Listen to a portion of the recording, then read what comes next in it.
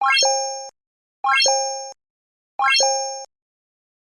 वालेकुम। पाकिस्तान में जन्मभूमि ग्रुप के दोस्तों, कैसे हैं आप? ठीक ठाक है, खैर आफियत है। 1980 में वालिद साहब अमेरिका जाते हैं और कुछ दिन क़याम के बाद उनके एक दोस्त कहते हैं, असगर साहब क्या आप मेरे साथ एक लेक्चर अटेंड करने जाएंगे? वहाँ पे बड़े ही मशहूर कोच मारियो ज़गालो साहब आए हुए हैं, उनका लेक्चर है। तो इस मौके की तलाश में तो वालिद साहब पहले ही होते थे। उन्होंने कहा जी क्यों नहीं। तो 40 मिनट की ड्राइव पे वो फिर सिटी थी जहाँ गए। वहाँ पे मारियो ज़गालो साहब का लेक्चर हो रहा था और मारियो ज़गालो साहब उस वक्त वास्को डी गामा एक सिटी है, उस टीम के कोच थे। तो वहाँ पे वो लेक्चर दे रहे थे और लेक्चर में जब वालिद साहब शामिल हुए, तो ये पहले मैं आपको बता दूं कि जी मारियो ज़गालो साहब है कौन। मारियो ज़गालो साहब ब्राज़ील के फॉर्मर प्लेयर।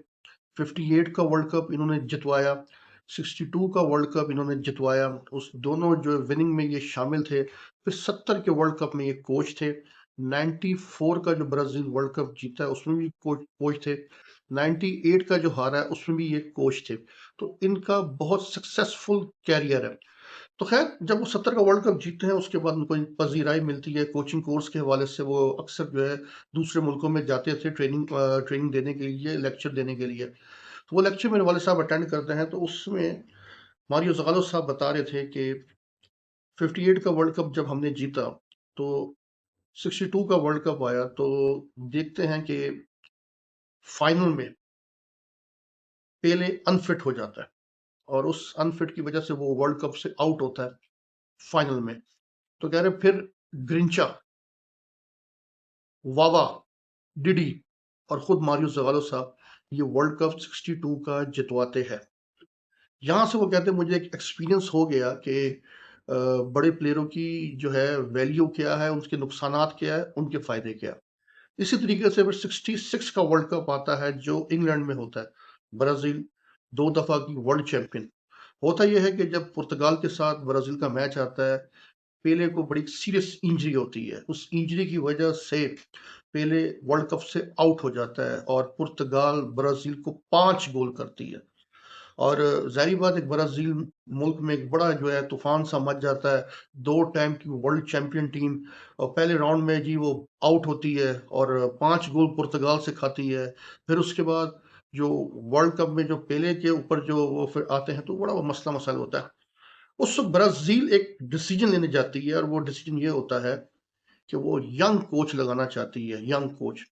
कि जी हम जो है एक यंग कोच लगाए। उस वक्त मारियो ज़गालो की एज 36-37 के राउंड अबाउट थी। उन्होंने मारियो ज़गालो को 76 में कोच मुकर्रर कर दिया। मारियो ज़गालो साहब ने पहला काम जो ये किया है, पहला काम उन्होंने जो है सबसे पहले पेले को उस टीम से बाहर निकाला है। लोगों ने बड़े एतराज़ात किए कि यार आप इतने बड़े प्लेयर को आप निकाल रहे हो। उन्होंने कहा नहीं, अगर टीम मैंने खिलानी है तो मैं इसको बाहर निकालूंगा। खैर उसको बाहर निकाला गया और उस वक्त जो प्लेयर जो है उन्होंने चॉइस की है टेक्सटाव, लेफ्ट पाँव का, बहुत ही आउट क्लास प्लेयर। जर्जिनियो, बहुत ही आउट क्लास प्लेयर। रेवलिनो, रेवलिनो एक वो प्लेयर था जिसके नाम पे डॉज है, डॉज, रेवलिनो डॉज के नाम से। तो उन्होंने इस तरीके की कंबाइंड टीम बनाई।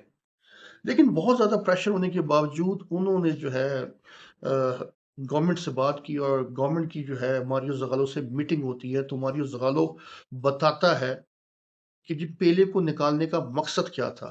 पेले को निकालने का मकसद ये था कि पेले 58 के वर्ल्ड कप के बाद वो पेले नहीं था, वो सिर्फ पेले खेलता था अपने लिए। तो उन्होंने उनकी गवर्नमेंट को बताया कि 70% टीम पेले के ऊपर खेलती है और जब पेले अनफिट होता है तो वो 70 निकाल दे तो 30% टीम रह जाती है। 30% टीम। तो कह रहा है वो 30% टीम किसी भी टीम का मुकाबला नहीं कर सकती। इसलिए मुझे टीम बनानी है जो हर प्लेयर 10-10% खेले। 10-10% खेलेगा तो ये टीम मेरी का रिजल्ट 110% होगा। ये उसने बात मारियो ज़गालो ने ब्राजील गवर्नमेंट को बोली और उससे ये हुआ है कि उनकी बात समझ आ गई। और ये आपको बताने का मकसद ये है, ये कोच की थ्योरी क्या है। कोच की थ्योरी ये होती है कि प्लेयर को वो प्लेयर समझाता है। कहते हैं ना फुटबॉलर अपना गरीब को मारना है, इज्जत छीन लो। अमीर को मारना है, दौलत छीन लो, खिलाड़ी को मारना है, उससे फुटबॉल छीन लो। पेले को रियलाइज करवाना था कि भाई आप पेले हैं तो ब्राजील की वजह से, अगर ब्राजील नहीं तो पेले नहीं आप, ये रियलाइज करवाना था। 2 साल वो टीम से बाहर रहता है, तो आखिर में 69 के करीब ये वाकया वो बताते हैं कि मैंने हुकूमत से कहा, मुझे पेले से जो है मुलाकात करवाई, कि मैंने 1 टू 1 उससे मीटिंग कर ली है। पेले और मारियो ज़गालो की 1 टू 1 मीटिंग होती है। वो के ये अच्छे दोस्त भी थे, इसलिए कि ये ब्राजील में दोनों वर्ल्ड कप में शामिल थे। उन्होंने पेले को बोला कि देखो यार पेले, आप 70% खेलते हो, मैंने आपका तोड़ निकाल दिया, टेक्सटाओ आपकी जगह लेगा, लेकिन अगर आप इस टीम में आना चाहते हैं तो आप इस टीम में ब्राजील बन के खेलेंगे, पेले बन के नहीं खेलेंगे, और जो मैं डिसाइड जगह करूंगा वहां आपने खेलना है। अगर आपको ये शर्त मंजूर है मेरी, तो आप इस टीम में है। अगर आप इस टीम में आना चाहते हो तो मेरी शर्त अगर नहीं मानेंगे तो फिर मैं आपको नहीं रखूंगा। और बड़े सोच के बाद पेले ने इनकी ये बात मानी, और मान के इन्होंने वो सारी चीजें जो मारियो ज़गालो ने कही थी वो की। होता है क्या कि दुनिया का वाहिद वर्ल्ड कप है जब ब्राजील 70 के वर्ल्ड कप में जाती है। होता है क्या, फॉरवर्ड जर्जिनियो खेल रहा होता है, टेक्सटाओ मिड पे खेल रहा होता है, ब्राजील का स्टार खिलाड़ी पेले वो भी मिड पे खेल रहा होता है, फॉरवर्ड और मिडफील्ड के दरमियान खेल रहा होता है, रेवलिनो उनके साथ खेल रहा होता है, और बड़ी सुपरस्टार टीम जाती है। पहला ओपनिंग मैच किनके साथ है, 66 की विनर टीम इंग्लैंड के साथ इनका मैच होता है, और ये उनको 2 गोल से जीतती है। ब्राजीलियन टीम जो है ये 2 गोल से वर्ल्ड चैंपियन को जीतती है, और ये वर्ल्ड कप ब्राजील ने ऐसे जीता है जैसे मक्खन में से बाल निकालते।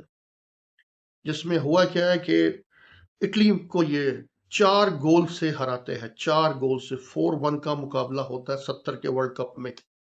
और इसका क्रेडिट किसको जाता है, मारियो ज़गालो को, कोच मारियो ज़गालो। उस वक्त उसकी एज 39 के करीब थी, और उसने ब्राजील की टीम को टीम बना के खिलाया कि ये ब्राजील है। आपको बताने का मकसद ये है कि प्लेयर पावर कुछ नहीं है, कोचिंग पावर है। सेंस ऑफ कोचिंग एक अलग चीज है, सेंस ऑफ कोचिंग अलग चीज है। ये वाकया मारियो ज़गालो साहब ने खुद उस लेक्चर में बताया कि मैंने पेले को पेले नहीं बनने दिया, मैंने पेले को ब्राजील बनने दिया, कि अगर ब्राजील है तो पेले है, अगर ब्राजील नहीं तो पेले नहीं है। ये मारियो ज़गालो साहब उस लेक्चर में बता रहे थे। उसके बाद होता यह है कि वालिद साहब से जो है एक मीटिंग का कहा जाता है, वो खुद जाते हैं उनके पास, और उस वक्त वो $100 पे करते हैं। $100 उस दौर की बड़ी रकम होती है, और वो बड़ी मुश्किल से वालिद साहब के भी दोस्त थे, वो करके देते हैं, और 1 घंटे का सेशन होता है मारियो ज़गालो के साथ। मारियो ज़गालो पहले तो ये कहते कि जी आप है कौन, तो वालिद साहब बताते कि जी मैं फॉर्मर प्लेयर पाकिस्तान, ये वो, फिर कुछ करता बबू करके दिखाते। तो मारियो ज़गालो कहता है यार आप कैसे, मैं तो नहीं मानता कि आप पाकिस्तान से। तो अबू ने बताया, उन्होंने कहा जी मेरे कोच ये वो फलां।